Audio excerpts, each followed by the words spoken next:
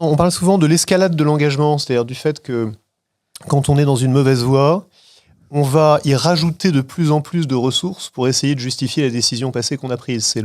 C'est l'escalade, par exemple, des aventures militaires. C'est les États-Unis au Vietnam qui disent on va rajouter de plus en plus de soldats pour que ceux qui sont morts ne soient pas morts en vain.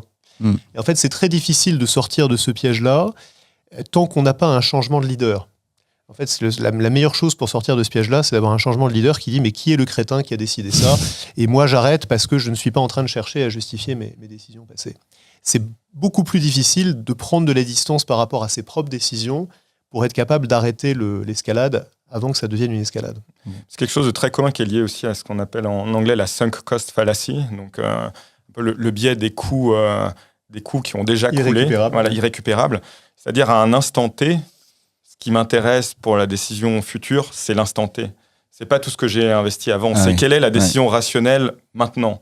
Et effectivement, peut-être qu'avant, j'ai investi des choses, mais à l'instant T, c'est plus pertinent. C'est aujourd'hui, quelle est la décision qui va maximiser la probabilité d'atteindre mon but.